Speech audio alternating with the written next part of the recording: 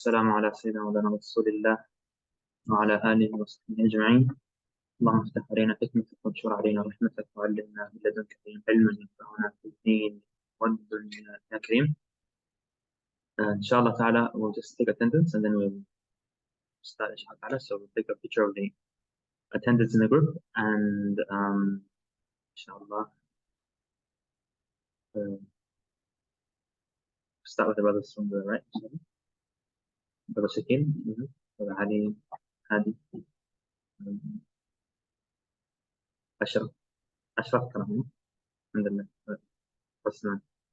and Brother Matthew, Brother Jaz, and Mahdi. So, inshallah, today we're going to be taking Mubtilat Salah. What's Mubtil min? Something that breaks the Salah. Any questions regarding any of the last classes before we start, inshallah ta'ala?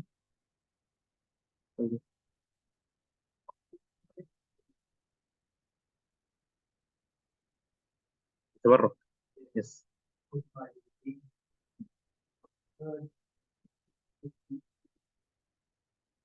So in our madhab, most types of sitting are fine as long as you don't do you don't have your knees up. So sitting on the ground and your knees are up like that, and your hands are you're using your hands to bind your hands in the back. That's disliked. That's makruh. That's the only jalsa that's basically makruh in our madhab. Inshallah. طيب inshallah we'll start the new lesson. Abu Shujā رحمه الله تعالى says فصل والذي يبطل الصلاة 11 شيئا الكلام العمد والعمل الكثير والحدث وحدوث النجاسة وانكشاف العورة وتغيير النية واستدبار القبلة والأكل والشرب والقهقهة والردة. 11 things invalidate prayer. Number 1, intentional speech. Number 2, excessive thought. Number 3, ritual impurity. Number 4, the appearance of filth. Number 5, exposure of one's nakedness. Number 6, the change of intention. Number 7, turning away from the direction of prayer. Number 8, eating. Number 9, drinking. Number 10, caffeine. So the first thing that breaks salah is speech, is talking. And the scholars usually start with this because it has the most detail. And the reason why there's so much detail to go about when you're talking about speech is that the word kalam or speech in Arabic has multiple meanings. So if we look into the science of grammar, of Nahu, for example, they say that kalam, speech, has to be a sentence that has a complete meaning in order for it to be considered a kalam. So if you say Zaydun, for example, Zayd, that's no meaning. It doesn't give you a full meaning. You don't understand anything that you can go back with. But if you say Zaydun Jalis, Zayd sitting down, makes sense. Gives you a full meaning. Is that the condition for salah? You have to have a full sentence in order for salah to be broken? What if someone says just random words? Does it break salah or not? All the madhahib say that it does break salah. So kalam is what the Arabs used to consider kalam before the science of grammar came into place. Before grammar was there. Before the scholars of Arabic wrote books of grammar in Arabic. The original Arabs used to say kalam is anything that you say, anything that you say. So as long as you talk in any language, a few letters come out, that's considered kalam. That's considered talk. And many hadith mention strictly that kalam is something that breaks your salah. At the beginning of Islam, it was permissible to talk in salah. The beginning of Islam. As the Sahabi says in Sahih Bukhari, that we used to talk with our friends while we were praying. But if they had something they need to talk about, something important, they would say, like, inshallah, when we get home, make sure you don't forget to do this. As they're praying in the beginning of Islam. And then Allah subhanahu wa ta'ala sent down the ayah, وقوموا لله قانتين. He said, فَأُمِرْنَا بِالسُّكُوتِ وَنُهِينَا عَنِ الْكَلَامِ. We were told to not mention anything, and it was forbidden for us to talk. So kalam became haram in salah after this ayah. Now, the scholars say that generally one letter alone, saying a or ba, doesn't give any meaning in any language, so it's not considered kalam unless that letter actually has a meaning. So the condition for kalam, for speech, for sounds coming out of your mouth to break your salah, is that they are either words, sentences, or 2 letters or more. So if you have 2 letters or more, then it breaks your salah. If you say wa, that's waw and alif, it would break your salah.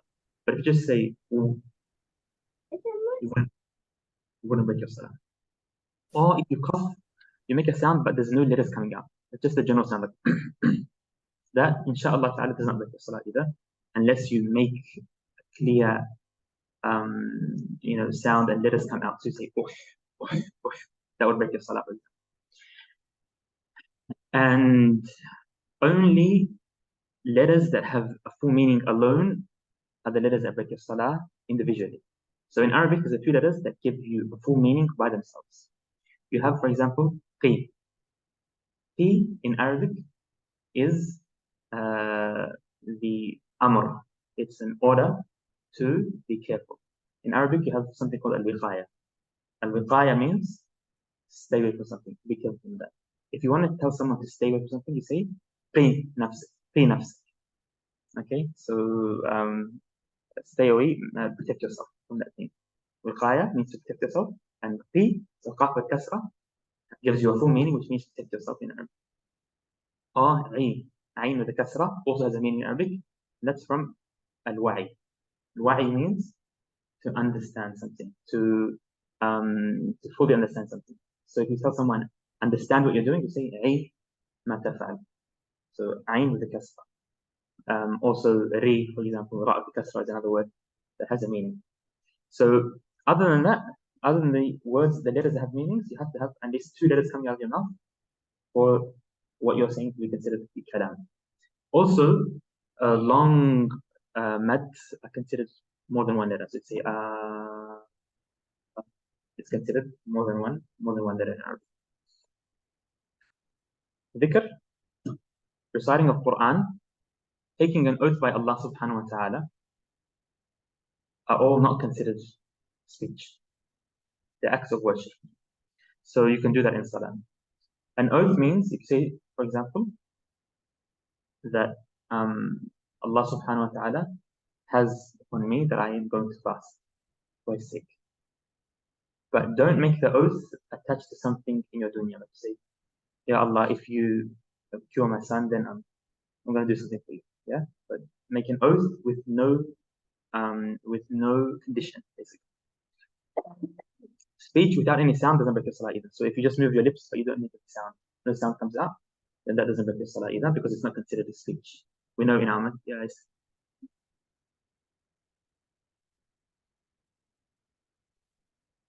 Yeah, no, it doesn't break your salah. Yeah, as long as it's a proper oath, then it doesn't break your salah. Okay, so speech without any sound, like I said, doesn't break your salah.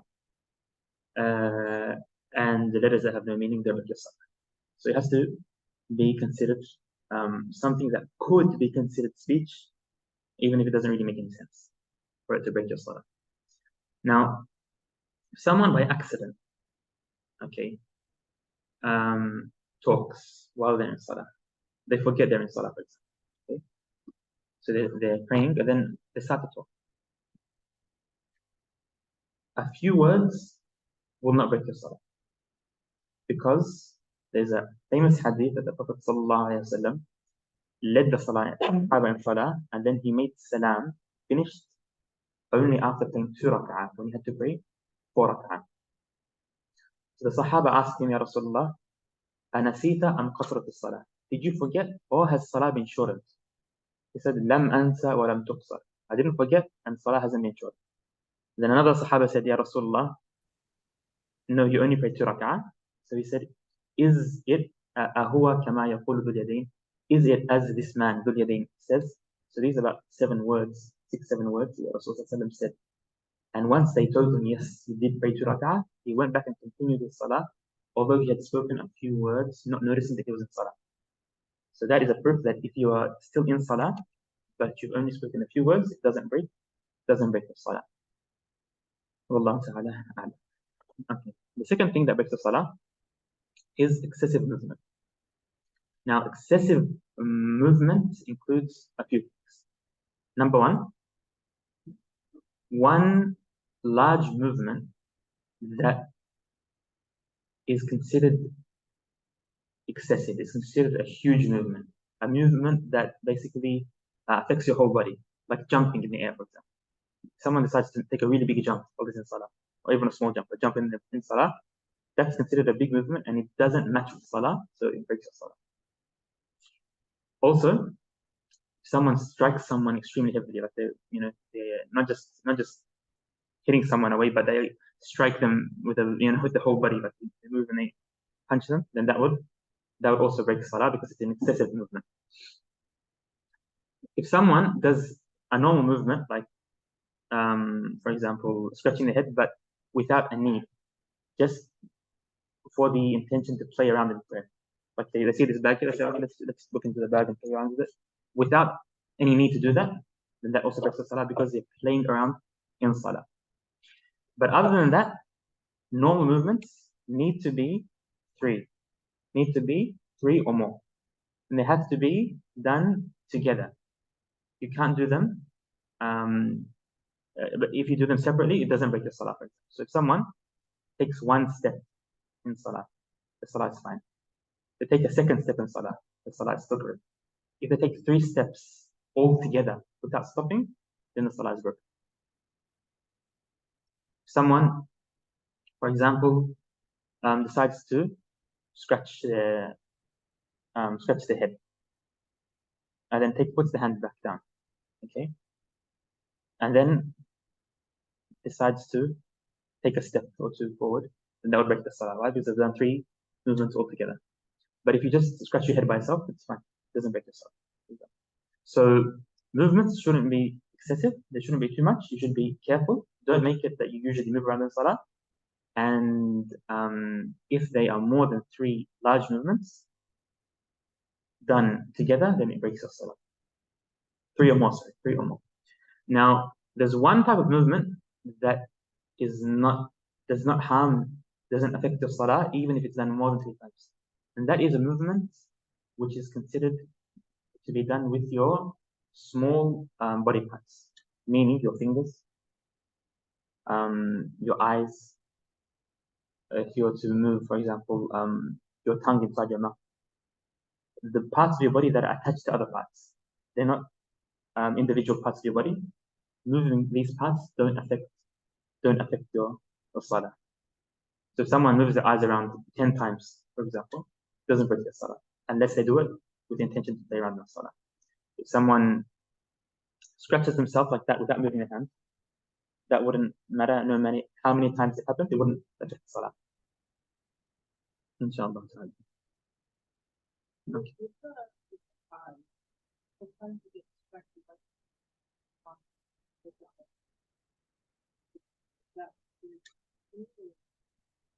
Playing around is very hard. Playing around isn't like you're just distracted by the person in salah. Playing around means you decide to do something but just for no reason, just to play around, just to muck around in salah.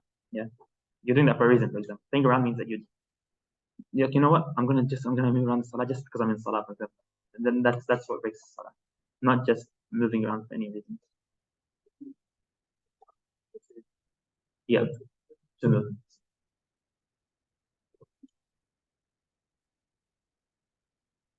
Even filling the gaps, you have to do it. So if there's a gap in front of you, for example, okay, you're gonna fill that. You have to, if you can do it in 2 steps only, then that's fine. 1, 2, okay. But if it's gonna be a 3-step movement, you should take a step and wait. Wait for how long? For a few moments, just for a moment, not long. Yeah. So you just take a step, then take another step, and then you're fine. So make sure you break between 3 movements. Don't do 3 altogether. As long as there's a gap and they're not considered to be done together. If you don't consider it to be together, then that's fine. If they consider it to be one movement altogether, they're considered to be attached. People will consider that to be altogether, then it breaks the salah. After that, the third thing that breaks the salah is ritual impurity. That's pretty clear, yes?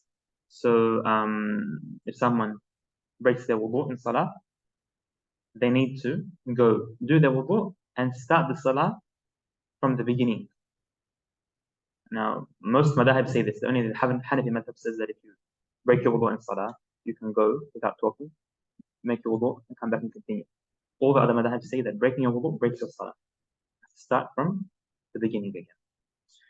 The fourth is occurrence of filth. So, najasa falling onto you. Why do you say occurrence of filth? Because if you had najasa on you before you started salah, your salah wouldn't have begun. Yeah? Your takbirat al-ihram wouldn't count. If someone has najasa on them and they start to pray, they haven't started to pray. They just thought they had started to pray. But this prayer hadn't begun because that makes your takbir invalid. So that's why I said occurrence of filth. Breaking your wudu could happen inside salah. You're on wudu, then you break your wudu. But filth falling onto you can only be the case if you have started salah without any najasa on you, no filth on you, and then somehow it came onto you. So the scholars say, if najasa is to come upon you in salah, it breaks your salah unless you immediately remove it without picking it up. And I think it's going to come in a coming class, inshallah. So if you were to hold it and hold the piece of najasa, and like for example, if it was not a wet najasa but a dry najasa, like you're praying and then a bottle of alcohol fell into it. It was closed, but it was a bottle of alcohol, which is najas. Okay, if you were to pick it up and put it on the side of you, that would break your salah. Why? Because you're holding najasa intentionally in salah. Okay, so if a najasa falls on you, they say that basically the only way is that if you remove it without picking it up. And the example of that would be if the najasa, if it was something that had one side that was najas and one side that was not najas, and you used a stick or something to poke the side that was not najas and it fell off, that would be something that would not break the salah, continue salah. But generally, having najasa on you for a moment, for a while, breaks your salah. Pardon? No. So, what do you mean you kicked it away? If it's next to you, then kick it, don't touch it at all. It's fine. Your salah's fine, yeah. But if it falls on top of you, so it's touching you when you pray, then that's. But if it's next to you, you shouldn't touch it at all. Okay. So the fifth one is exposure of one's nakedness. Exposure of one's nakedness. So your awrah, which we mentioned in the past steps, for a male from his belly button to his knees, for a female everything other than her face and hands.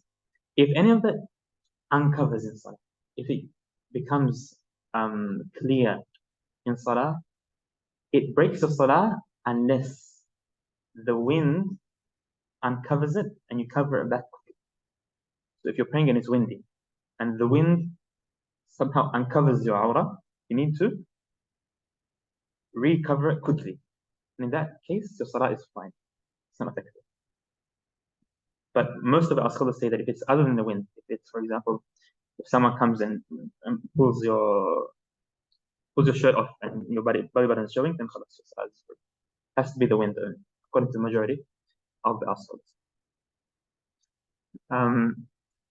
Number 6, a change of intention. So if you're praying Dhuhr and then you decide to change it to Asr, yeah, then Dhuhr doesn't count and Asr also doesn't count. For example, you're praying Dhuhr and you remembered, you realized that it was Asr time and you hadn't prayed either Dhuhr or Asr. So you said, you know what, I'll pray Asr first and I'll pray Dhuhr. You can do that. But changing your intention inside Salah breaks both Salahs. Doesn't count. You have to start your Salah with specific intention. turning away from the direction of Salah, from the Qibla. So if you turn away from the Qibla, Salah is invalid, because that's one of the conditions of Salah that's been broken. Most of these things that break your Salah, you can see, all have something to do with the conditions of Salah. Most of them, majority of them, other than moving and stuff, most of them have something to do with the conditions of Salah. And then the 8th one is eating and drinking. 8 and 9 is eating and drinking. Now, if someone accidentally ate something small in Salah, it doesn't break the Salah, as long as it's not a large amount of food. So if you just eat something accidentally, it's fine as long as it's not a large amount. In fasting and Siyam, even if you eat a lot unintentionally by accident, you forget your fasting, it doesn't affect your Salah, your Siyam. If you had a 3-course meal, for example, and you forgot you were in Ramadan, your fasting would still be valid in our madhab. Doesn't affect. But in Salah, a lot of food affects Salah. Yeah, so if you can stop yourself from swallowing it, then don't swallow it. If you can stop yourself from swallowing it. So, yes, it can happen. That's why, and subhanAllah, one of the ahadith in Sahih Bukhari and Muslim, is the Prophet ﷺ was given a container of milk, of laban, and he drank it before Maghrib. Okay, and before going to Salah, he went and he rinsed his mouth. In Sahih Bukhari, so he rinsed his mouth out before going to Salah.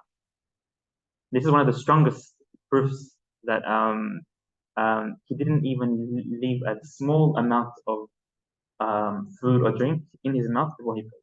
Even though it's not much that stays after drinking. If you're drinking milk, not much is going to stay in your mouth. He still washed his mouth out. So that's one of the proofs that our scholars use to say that you cannot eat or drink anything in Salah intentionally. Only if it's unintentionally, a small amount doesn't affect, but a large amount, like eating a whole meal. Intentionally, if you intentionally swallow and you are able to not swallow, it will break the Salah. So if you intentionally swallow and you're able to not swallow, you can stop it.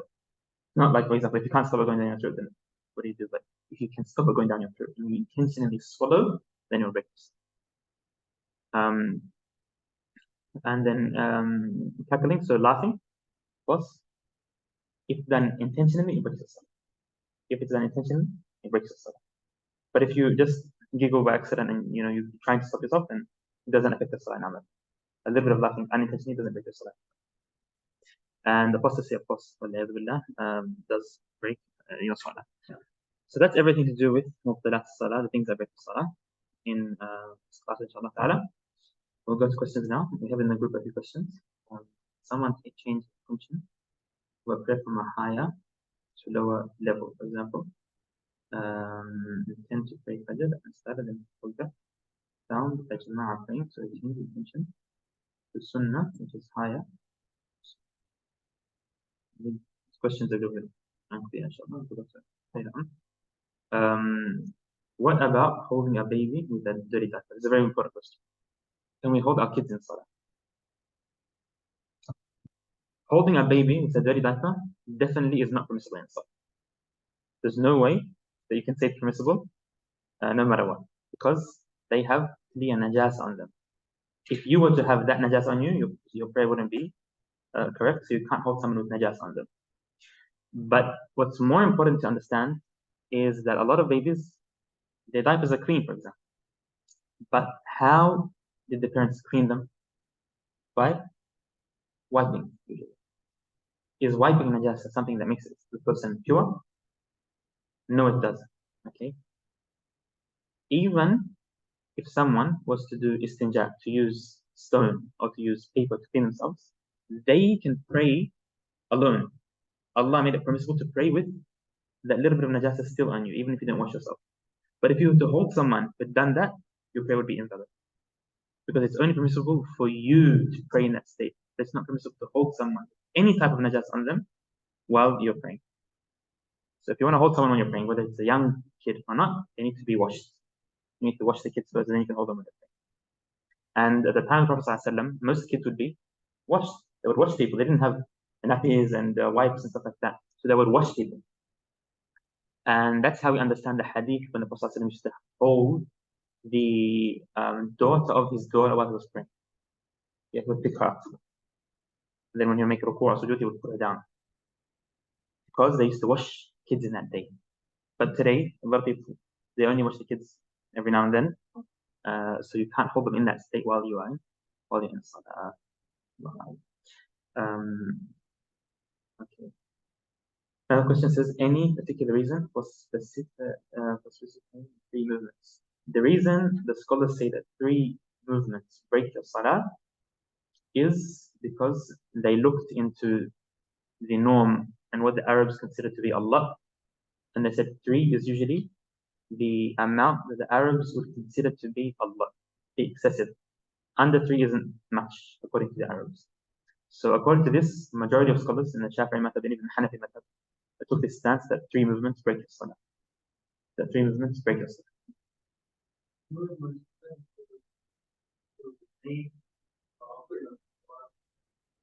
So even if there's a need, we can't do more than 3 intentional movements. The only movements that are not counted are movements that you don't intend. So if someone pushes you, for example, or someone hits you, or someone, they're moving and they somehow, they make you move, that doesn't count because you didn't intentionally move. But if something intentionally, it counts.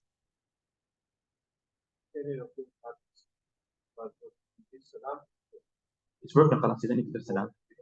Your salah's gone. Just make it clear again, start again.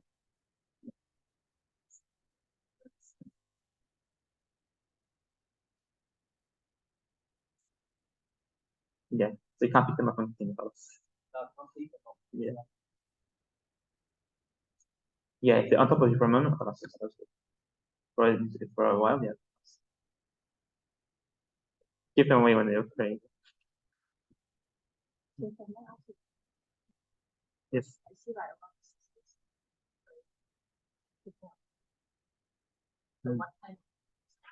Picking up the baby and putting him down a lot is also a lot of movements, yeah? So if you pick them up once and that's it. Yeah, then put it down after a while. Don't pick up, put down, pick up, put down. If you do 3 movements like that, then it breaks the salah. So pick up once and hold it. Focus on your salah. Don't. When we say that the Prophet used to hold the baby in salah, he would hold it when he was focused on salah. But you don't focus on the baby all the time. Just shaking the baby, picking him up. That breaks the salah, yeah?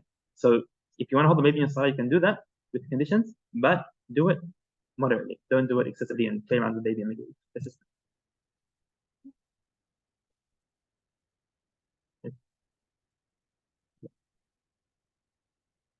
So in certain cases, scholars admitted that, but there's a lot of detail on this. I think I'll get into the group. I will mention a detailed answer regarding this, inshallah. But generally thinking here, if it's not from Fard to Sunnah, it breaks the salah. Or to us, from a specific salah to a specific salah, it breaks the salah. Any other questions? Okay. Yeah. That's all questions in the group, inshallah. Okay. After that, he says, فصل وركعات الفرائض 17 ركعة فيها 34 سجدة و94 تكبيرة و9 تشهدات و10 تسليمات و153 تسبيحة. وجملة الأركان في الصلاة 126 ركنا، في الصبح 30 ركنا، وفي المغرب 42 ركنا، في الرباعية 54 ركنا. There are 17 obligatory rak'at, which contain 34 prostration, 94 occurrences of Allahu Akbar, 9 tashahud, 10 sayings of Assalamu alaikum, and 153 sayings of Subhana Rabbil Azim, Subhana Rabbil Azim. There is a total number of 126 intervals during the prayers, 30 during the dawn prayer, 42 during the night prayer, during the sunset prayer, 54 during the 4 rak'at prayer, the new. Okay. Yalla, inshallah, in the test, you guys got to mention every one of them and what time of them, inshallah. So it's very clear, and this is just the extra information, inshallah. So we didn't explain any of this, inshallah. The number of arkan, I think it's not something you have to know, I have to memorize, inshallah. And most books don't mention this at all, but it's just an extra part that the author decided to to mention. Okay. After he says, ومن عجز عن القيام في الفريضة صلى جالسا ومن عجز عن الجلوس صلى مضطجعا. Anyone unable to stand during the obligatory prayers is seated. Also unable to sit, one may pray lying on one side. No. So if you are unable to stand during prayer, and this is the most important part, then you are able to pray sitting down. We have 4 main categories when it comes to prayer. The first category is called qiyam. Qiyam means pray standing up. Pray while standing. So you pray standing, and this is the general case in Salah. Pray while standing. The one after that is called julus, which means to pray sitting down. So instead of standing, you sit down. In all the standing parts of Salah, you sit down. So you sit down while you're in your qiyam, while you're in the reciting Fatiha, and after ruku', you sit down also. So you don't stand up at all in Salah. And the third is ibtija.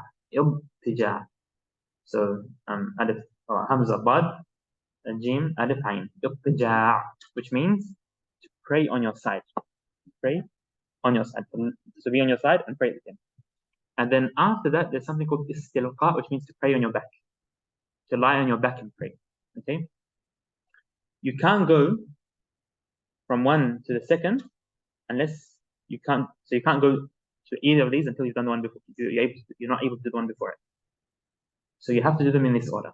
If you're able to pray standing up in a compulsory salah, you must pray standing up. If you're praying fard, you're praying dhuhr, asr, maghrib, isha, or fajr, you need to pray, or jumu'ah, you need to pray standing up. You can't pray sitting down unless it's too difficult to stand up. Okay, what makes it permissible to sit down?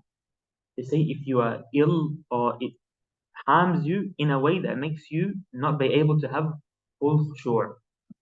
So you're not able to focus on your salah. It doesn't have to be severe enough that you're going to die if you stand up. Yeah? But if you can't have khushu' while you're praying, if the pain is so hard that it affects you, and sitting down removes that, then you are able to sit down if you want, and your prayer will be permissible. If you can't stand up, you can sit down. Okay.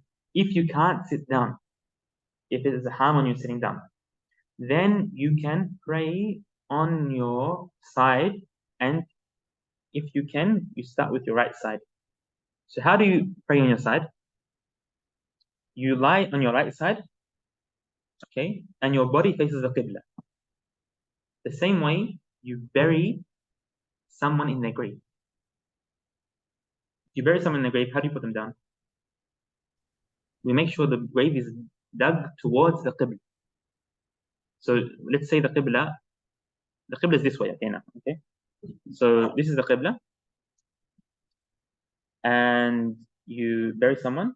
We make sure the grave is long, pointing towards the qibla, and the hole is long, and the person is faced on the right side, facing the qibla. So the face is towards the qibla. The same thing you do if you pray while you are on your side. Your face should be towards the qibla. So the face in your body is all towards the qibla while you pray lying. If you can't pray lying down, then you can pray on your back. Only if you can't pray lying down. Okay? This is in the compulsory prayer, in fard salah. If you're praying sunnah salah, not fard salah, then it's different. It's mustahab, it's sunnah to pray standing up. But it's not compulsory. If you're praying a sunnah salah, you can pray sitting down, but you get less reward. And if you can pray sitting down, it's sunnah to do so. But it's also permissible in the sunnah prayer in nafil, pray on your side. It's also permissible. It doesn't break your prayer to do so. But there's less reward praying on your side than praying sitting down. But is it permissible to pray on your back in sunnah prayer?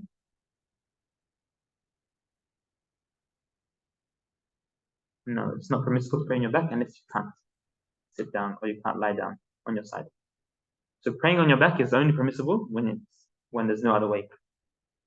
If you can't pray on your back, of course, then whatever you can just with your eyes, for example, if you can't move your body and you can move your eyes, you pray with your eyes. So you make movements that mean you're making ruku' and sujood and getting up. But if you can't move your eyes at all, you pray with your heart. So you would intend that you started your salah and then you would read Fatiha with your heart and then you go into ruku' with your heart. And you just do all those movements with your heart until you give salam in your heart. And that would be fine, inshallah. But you can't leave salah as long as you're alive and you are sane, you're in your mind. There's no way you can leave salah other than the reasons we mentioned that you can delay salah for, which is if there's danger or if you sleep or if you forget.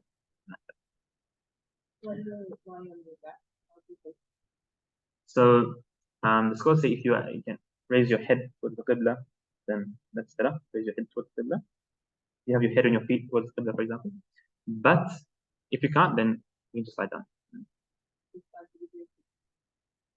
The first thing is you raise your head to the qibla if you can. Your head. So you put the pillow under your head and you raise your head a little bit, and that's towards the qibla. That's better. But if you can't, then you just pray normally. Generally, while you're lying down, how do you lie down? Your feet should be towards the qibla all the time. So you can't lie down on your right side, like you pray on the side. You lie down with your head towards the qibla and your feet towards the qibla. So the qibla would be opposite your head, basically. It would be opposite your head. So if this is the qibla, you're lying down that way. Okay. Any questions regarding sitting down, lying down? Good. Okay. After he says, فصل والمتروك من الصلاة ثلاثة أشياء فرض وسنة وهيئة. فالفرض لا ينوب عنه سجود السهو، بل إن ذكره والزمان قريب أتى به وبنى عليه وسجد للسهو. والسنة لا يعود إليها بعد التلبس بالفرض لكنه يسجد للسهو. والهيئة لا يعود إليها بعد تركها ولا يسجد للسهو عنها. وإذا شك في عدد ما أتى به من الركعات بنى على اليقين وهو الأقل وسجد للسهو. وسجود السهو سنة ومحله قبل السلام. There are three types of actions that might be omitted in prayer. Number one, obligatory. Number two, mending. Number three, lesser recommended action. Obligatory. The prostration for forgetfulness does not take its place. Instead, if one remembers it soon after finishing, one performs the action, continues the prayer, and makes the prostration forgetful. Recommended. One does not return to a recommended action after completing. One does, however, make the prostration forgetfulness before finishing. Lesser recommended action. One does not return to a lesser recommended action after, nor make the prostration forgetfulness before finishing. If one has doubts concerning how many rak'at one has completed, one takes a certain number, the least of the possibilities, prays the rest, and performs the prostration forgetfulness is recommended. The location of the prostration forgetfulness before saying the first closing Assalamu alaikum. Okay, so we explained most of this in past classes, didn't we? Yes, we know that salah is made up of three things. Compulsory part, sunnah, and hay'ah, ba'd, and then hay'ah. So sunnah part, that is extremely important. We took that in, I think, 2 classes ago, we took that, and we mentioned the difference between all of these three. Basically, if you leave something compulsory in your salah, if you forget to make ruku', for example, okay, we mentioned if you remember before you reach the ruku' or the raka'ah after it, you have to go back and do everything from that ruku' onwards.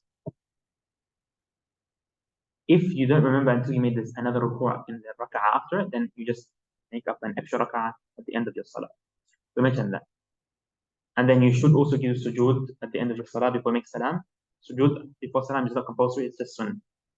If you leave a sunnah, which is, like we said, a part of the tashahhud, part of the qunut, a part of or sending salam in the second tashahhud, then you should make sujood at the end of your salah, but it doesn't wreck your salah, doesn't affect your salah by not doing it.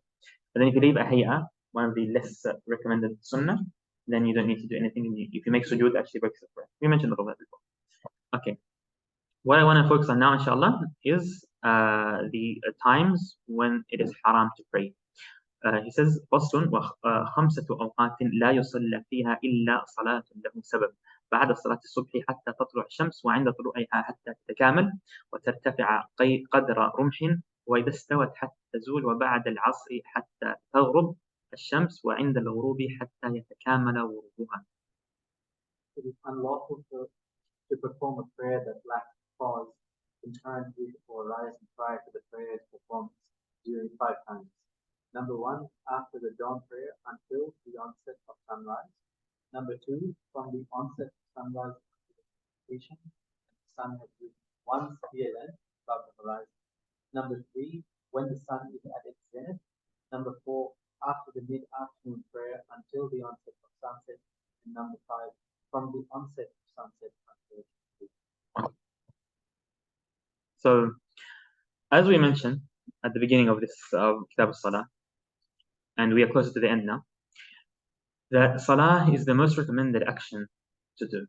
And because it's so recommended, we find that Allah subhanahu wa ta'ala mentioned so many ayat and the Prophet mentioned so many hadith that a Muslim should pray as much as he can. It's sunnah to pray in any time of the day.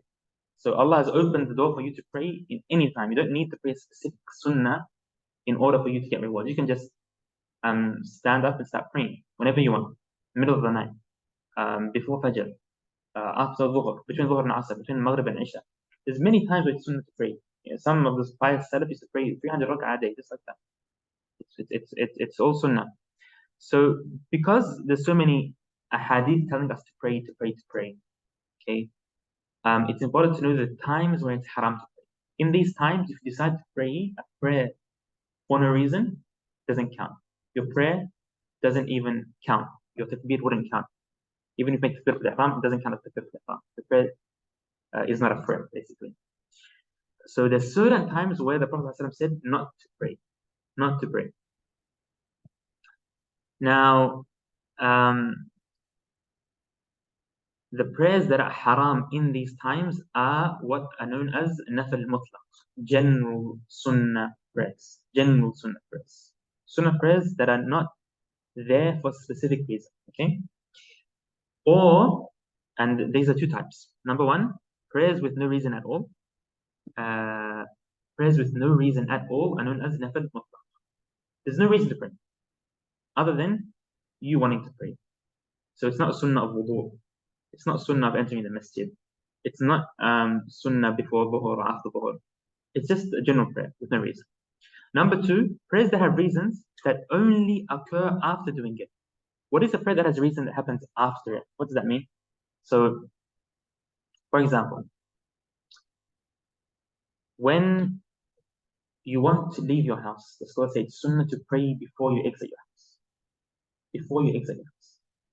So the reason you're going to pray is only going to happen after you finish your salah, yes or no?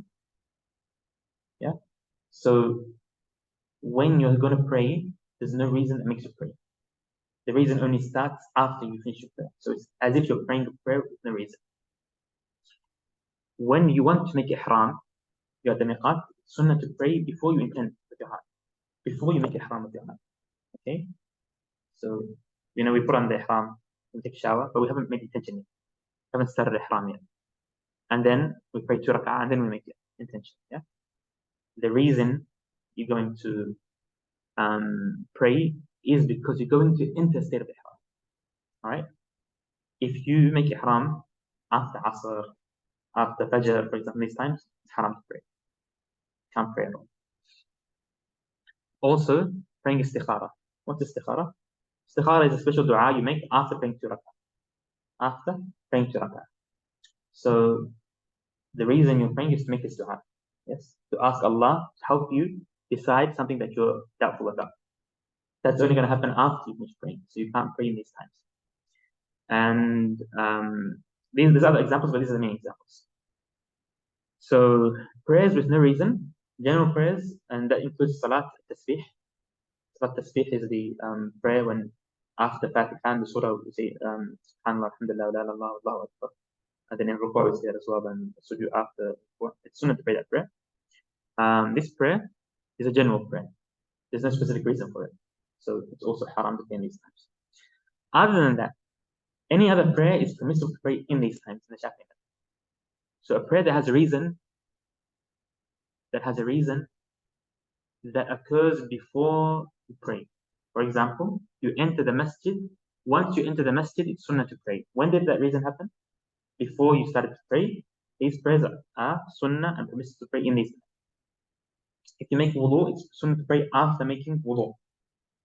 When does the reason happen? Before you start to pray. So if the reason is there, it makes salah permissible.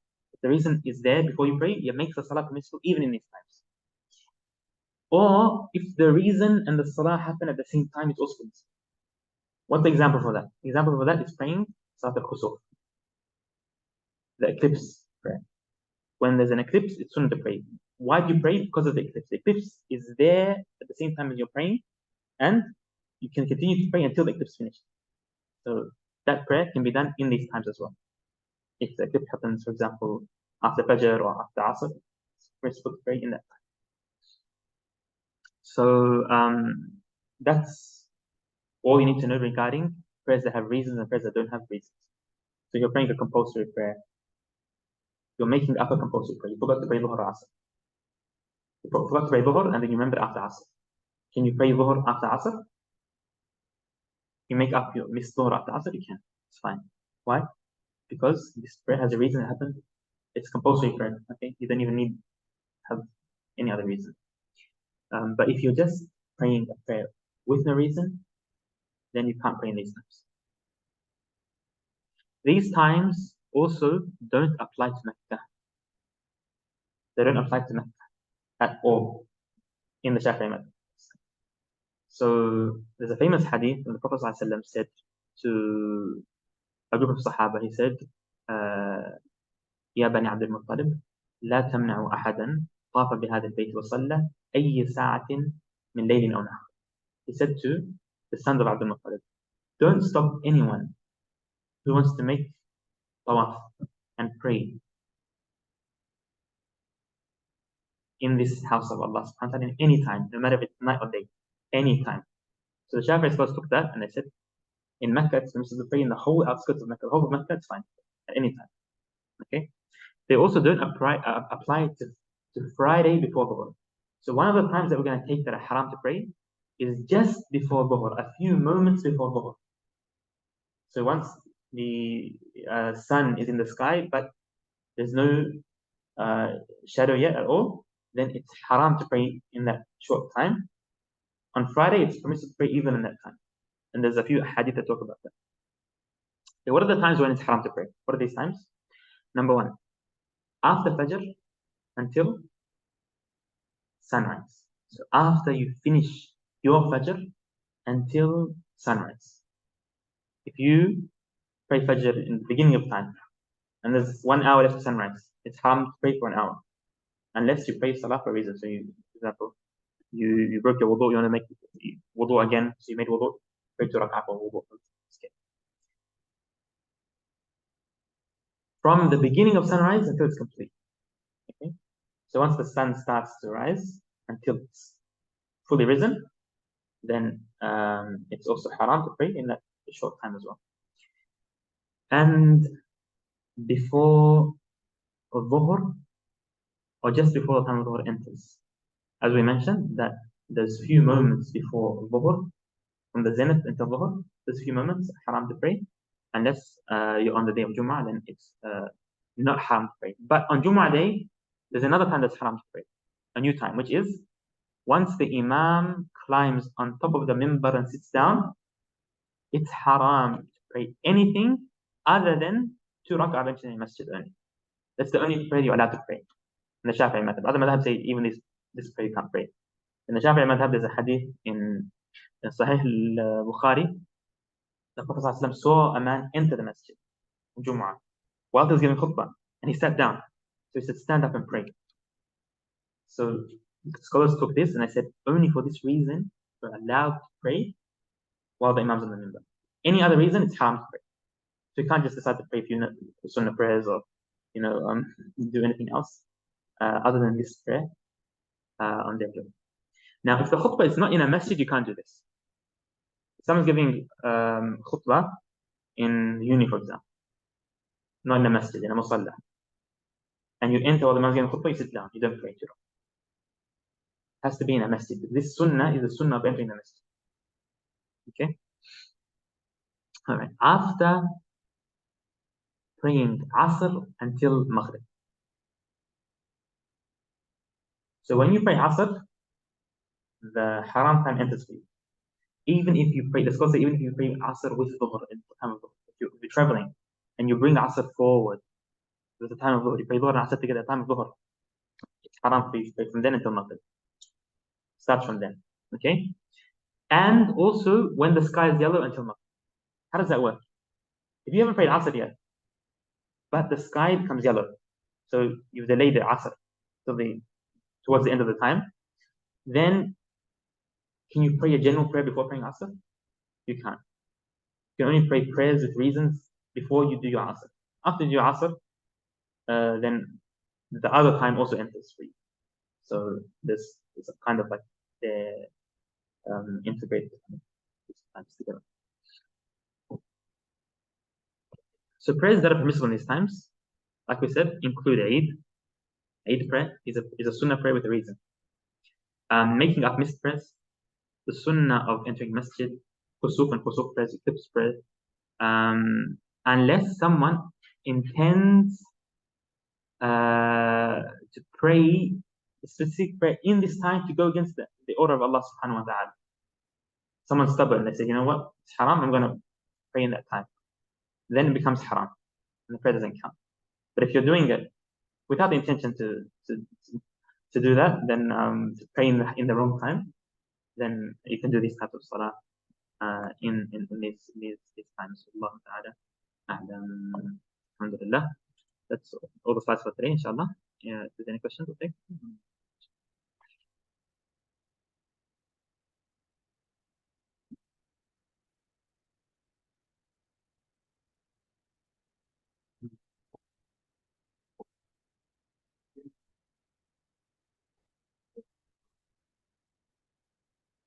Yeah. They're making dua to Allah subhanahu wa ta'ala. So speech means what's speech? Yeah. Other than dua. Yeah. So the scholars say even if you're speaking to, even like they say in the books of fiqh, even if you speak to the ground, you say, the example they give in fiqh is if you say Ya Rabbi wa Rabbukillah.